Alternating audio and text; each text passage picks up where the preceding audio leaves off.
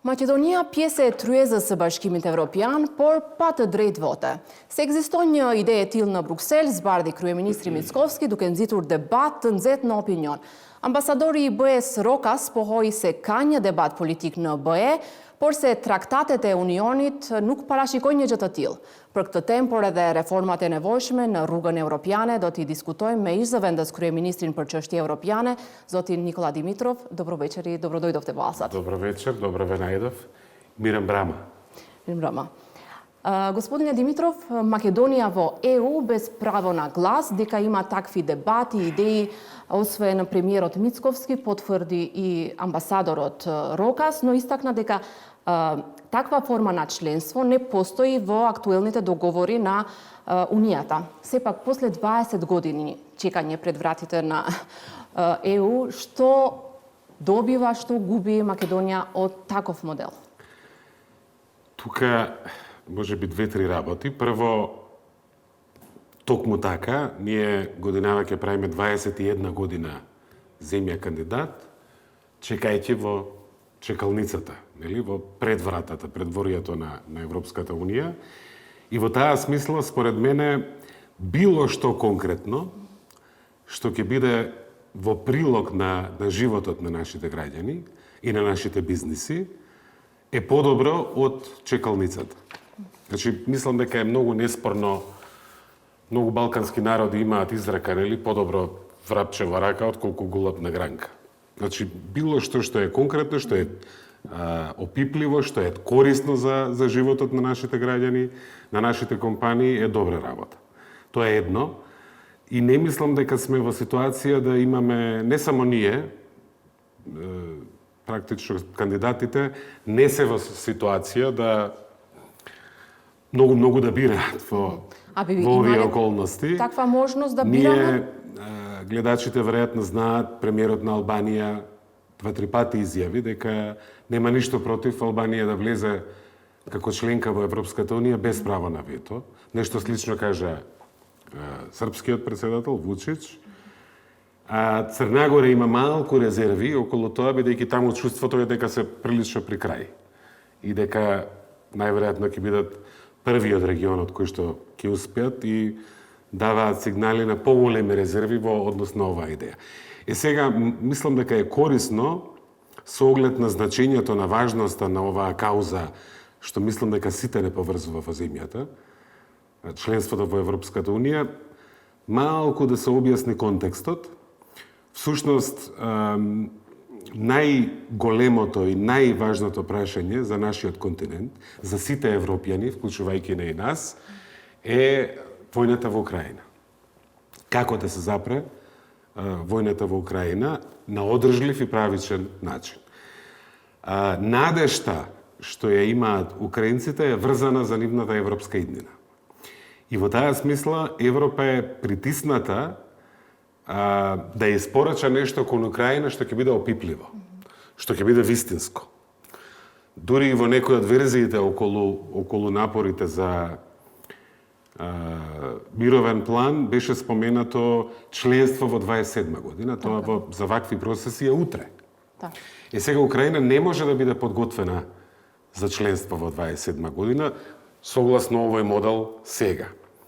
И од тука притисокот за креативни иницијативи кои што ќе овозможат нешто побргу од за 5 години или за повеќе од 5 години. Идејата е на некој начин наместо да се чека во чекалната, да се чека внатре како членка, меѓутоа правата и привилегиите на членството да доаѓаат постепено, согласно подготвеноста. И да има силни гаранции дека реформите ќе се тераат и да има долги транзициони периоди во смисла на користење на правата од членството. Ова не е објавено, не е ставено на масата, за ова се уште се дебатира и тоа главно меѓу институциите во Брисел, Европската комисија и земјите членки. Не е сосема известно дали сите земји членки ќе се согласат со ваква иницијатива. Има и други иницијативи. Денеска еден ваш колега од Frankfurter Allgemeine Zeitung најави во нивниот весник има едно заедничко обраќање на премиерот Рамај и претседателот Вучич, кое што според моите информации ќе оди малку во поинаква насока, во насока на еден брз прием во заедничкиот пазар. Тоа што денес го има Норвешка, што го имале Финска, Шведска и Австрија пред да станат земји членки. Во таа смисла, што е важно за нас? Важно е да бидеме проактивни, важно е да бидеме иницијативни. Убаво е што има конечно еден момент, еден притисок да се отвори, ке речев прозор, се надевам ке биде врата. Ако таа врата вистина се отвори, ние мора да бидеме во кондиција да направиме се што можеме во рамките на здравиот разум, на тоа што е возможно, да бидеме дел од земјите што ќе го пречекорат тој праг. Тоа е она што ние можеме да го правиме во било која варијанта, и за нас добро, и за да бидеме поатрактивни, мора да обезбедиме ред и правда. Односно, првото поглавје. Така. Базичното поглавје, во секој случај ќе биде главен услов. Дали е за заедничкиот пазар, дали е за... И тоа ќе не направи малку поатрактивни и за земјите членки. Тоа го спомна и европратеникот Вајц во нацрт извештајот, нели? И така е. Дури спомна дека земјата не направи доволно за владењето на правото и борбата против корупција и криминал. Очекувате овој период што следува да има повеќе напори, повеќе резултати, дали гледате волја и капацитет во институциите? Некаде последниве месеци, како да се чувствува, да речеме, има доста често меѓуминистерски координативни состаноци за реформската агенда. Некои закони што долго време од нас ги очекува Европската Унија се донесоа при крајот на минатата година, околу судскиот совет. Да. Законот за јавно обвинителство помина низ владините раце. Вајц вели, иако има чекори, не се доволни. Не се доволни. И мислам дека пред нас е еден период каде ќе мора, со оглед на можноста која што не е сигурна, ама е возможна да се отвори, пак назад кон вратата, ќе мора да најдеме сили оваа работа да ја стуркаме како што треба до крај. Тука имаме и тука рокови е до јуни. извршната власт, тука е и собранието, меѓутоа тука се и сите оние луѓе кои што носат важни позиции и улога во правосудството. Секој судија, секој обвинител, многу е важно телата нивни, судскиот совет, советот на јавни обвинители, да си ја работат работата како што треба. Така, тука имаме уште еден рок, јуни, за дел од реформите и законите што треба да се донесат, а е поврзано и со планот за раст и поддршката што ја добиваме, за да можем да искористиме од тие 50 милиони евра од Европската Унија, што ќе значи ако еве не го стигнеме тој рок. Мислам дека немаме таков луксус. Мислам дека мора вистински да испорачаме. Посебно што, нешто најверојатно ќе излезе. Ние имаме еден процес, понекогаш на панели низ Европа, полуиронично го нарекувам процес што е направен за да не успее. Од 13-та година процесот на проширување нема успех. Хрватска беше последната што стана земја членка. Конечно, со овој притисок, со оваа криза, мислам дека комисијата е многу посветена да има успех процесот на проширување, Европската комисија.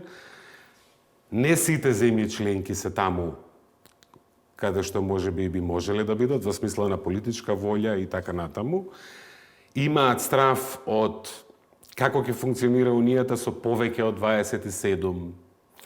Имаат големи проблеми со оние што постојано ставаат вето на важни прашања, на заеднички интереси. Дали повеќе земји со помалите демократии од нашиот регион, заедно со Украина, со Молдавија, што тоа ќе донесе?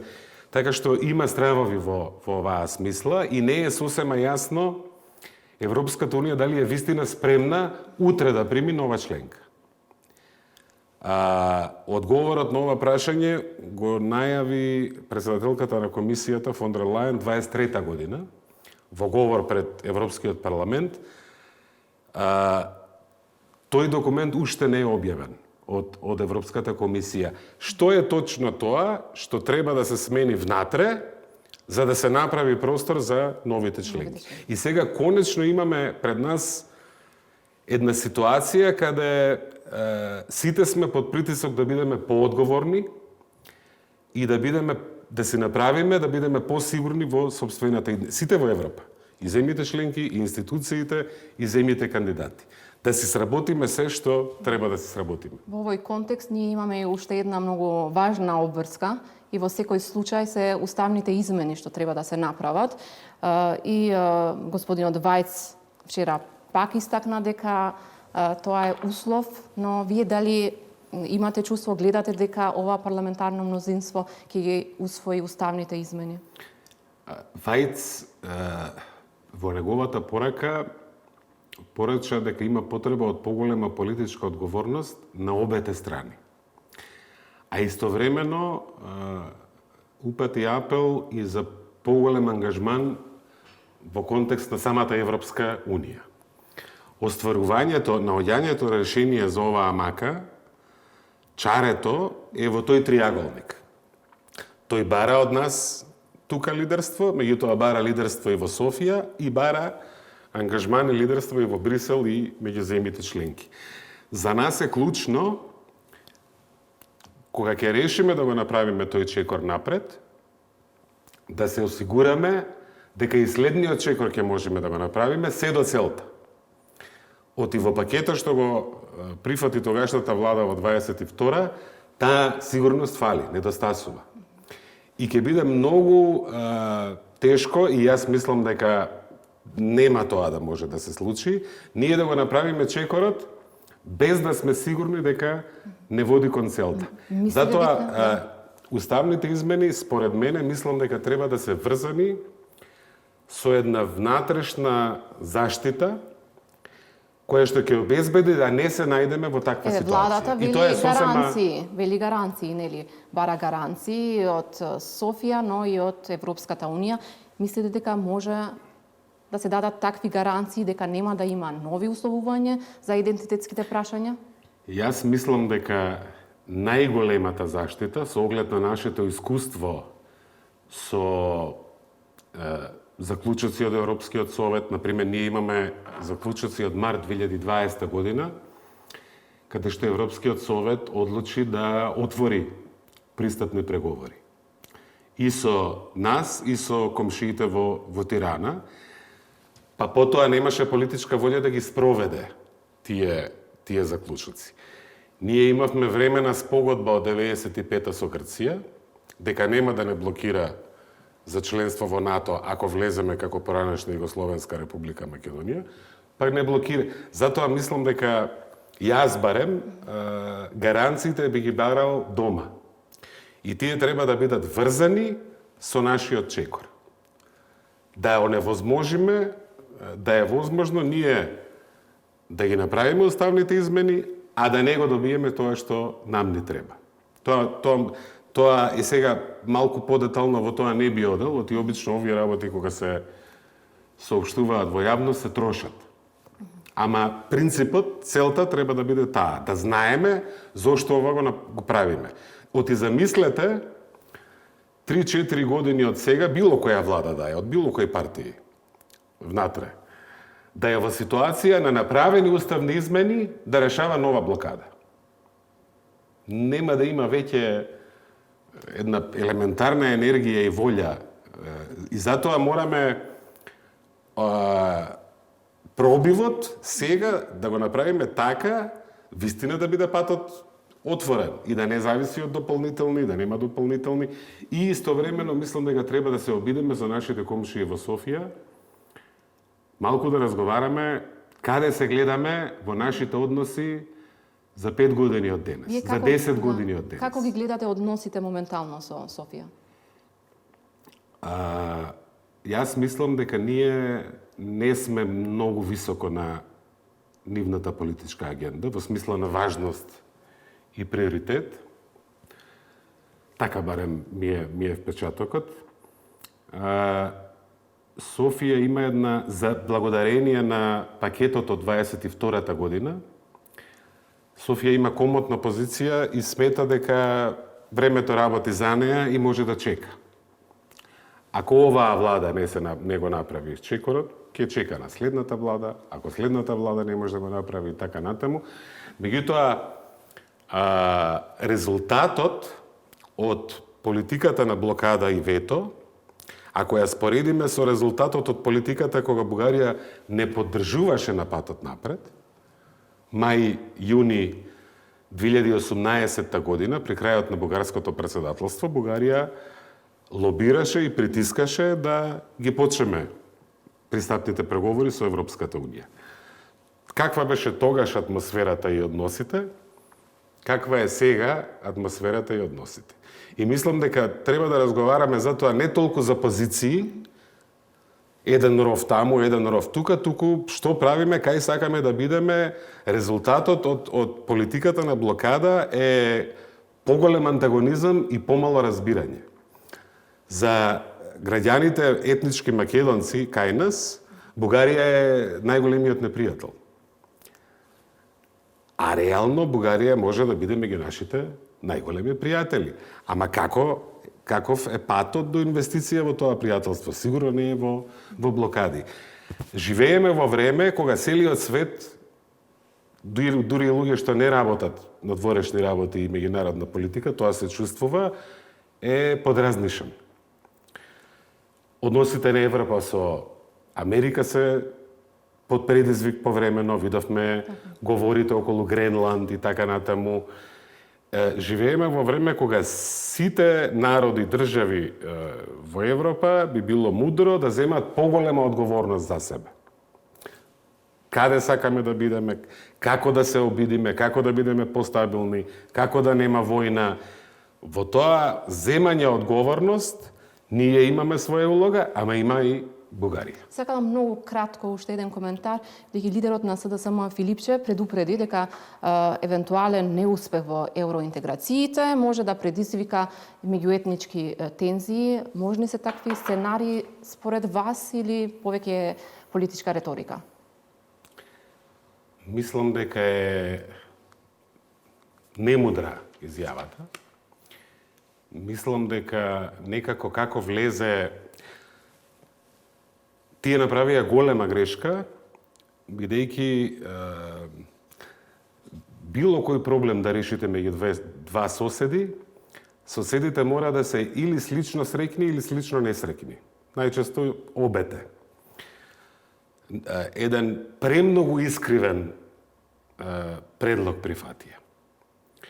И наместо да се соочат со таа реалност, предлог што предизвика фрустрации, што не паркираше на паркинг, Кисинџер да не е министер за надворешни работи, мака ке мачеше или покојниот Пауел или било кој некоја звезда во меѓународната дипломатија. И затоа сега, барем сега, да бидат од помош, а не да дополнително да ставаат, да речеме, сол на раната. Последната анкета покажа дека мнозинството од етничките албанци во Македонија имаат разбирање и се солидаризираат со своите сограѓани македонци. Мислам дека, ако не се лажам, некаде 57% беше тоа. Не е дека ние сме поделени по етничка линија 100% за, 100% против. Тоа заедништво треба да го негуваме. И мене би ме болело на моите сограѓани албанци некој да им горчка албанскиот јазик. И мило ми е кога мојот сограѓанин албанец ќе се чувствува, ќе биде со мене кога на тој начин сум предизвикан. Едно нешто што не треба да биде спорно никогаш во 21 век на овој континент, барем каде што живееме во Европа. Затоа повеќе заедно и помудра политика, особено на политичката сила која што не доведе во ова дереđe и не остави паркирани на паркингот, не обезбедувајќи елементарни услови процесот да тера напред. Одложеното дејство, кога јас бев дел од таа влада, мене не ми е пријатно ова што го зборувам, меѓутоа јас сум повеќе за принципот, помалку за кој, како, која партија и така натаму. Тогаш одложеното дејство за уставните измени беше официјален став на владата. Црвена линија имаше меѓу билатералните прашања и пристапниот процес. Пристапниот процес наци треба да се реформира, не ни треба да стане Бугарија само дел од приказната за Европската Унија. И тоа беше одвоено во португалскиот предлог, во германскиот предлог. Како се случи тие две да се спојат, како се случи да го снема одложеното дејство и многу други. Ама тоа се е помината вода под мостот. 3,5 години помина, не вреди. Ние треба да се собереме, да констатираме каква ни е тешка ситуацијата и да одиме проактивно, мудро, да се самозаштитиме и да видиме кој е патот напред. Време е за повеќе одговорност. Не им е темата за Европската Унија мудра за дневно партиската тепачка. Јас ви благодарам многу за ова интервју. Фала ви многу и поздрав до вашите гледачи.